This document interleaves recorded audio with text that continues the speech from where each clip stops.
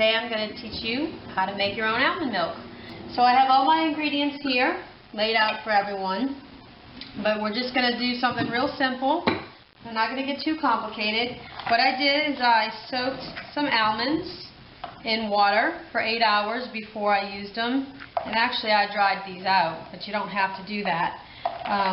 But this is the base of it, so it's the first ingredient that's going to go in.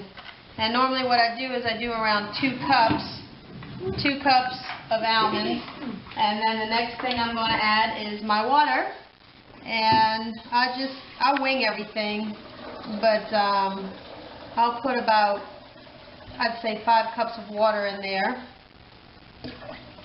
And then what we do is we have a young coconut, and that makes it taste really, really good. And clean coconut is going in, all of it. I just put the whole thing in there. So everything else is pretty simple.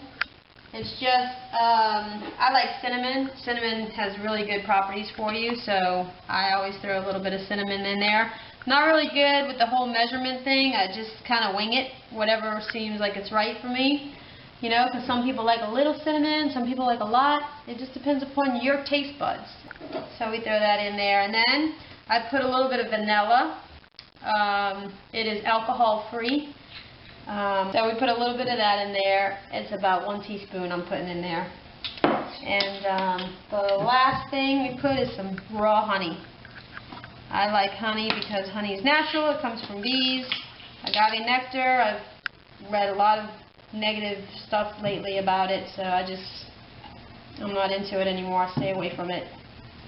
It's all about processing. It's all about how things are processed.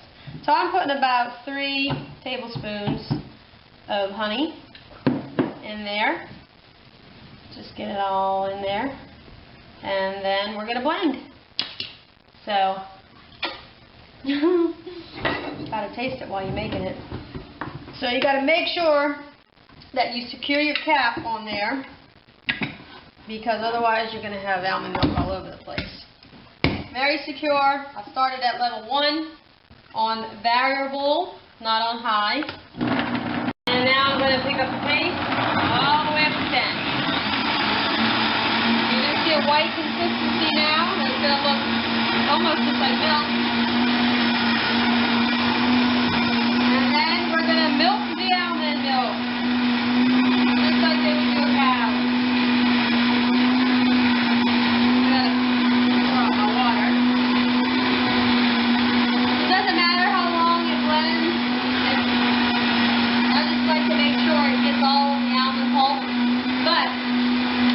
What we do is, after we're done with this, the almond pulp that's left over is going to make an incredible pie crust. That's another secret. And that's going to be my next segment. Secret. My husband's whispering secret, but it's not a secret because I'm putting it out on the internet. Or it's not a secret anymore. So it's a little messy for me to work with my picture, so I'm going to transfer everything there. So what I did is, best thing to use, instead of spending $15, $20 on these nut bags or whatever, I take a stocking, brand new stocking, pulled out of the container, I rinse it, and this is what I use as my strainer, because it holds the pulp really well. So all I'm going to do is I'm just going to pour it all in. Pour it all in. And it fills up very nicely. And then what I'm going to have to do is I'm going to have to extract it all. So slowly, because it can make a big mess otherwise. I think it's funny. Looks like a big cow udder. So as you can see, it's coming out pretty good right now. At least this is not genetically modified hormones going into my kids. Right? That's my concern. As a mother, I want what's best for me and my family. Oh Lord. I want what's best for me and my family. So for me and my family, this works very well. So it's not for everyone, and that's okay. My whole thing is not about telling people that they have to eat a certain way or do this. It's a choice. You know, people get educated, people learn about things, we evolve, and one day you'll be doing this too. So I made a lot. I can squeeze as much as I want, but basically what I'm going to do is I have my pulp. I can use this in the shower as a scrub. This is something I've done. The thing about natural foods is that it goes bad very fast, so make sure that what you make you're going to eat within a day or two. I would say this milk won't last a day.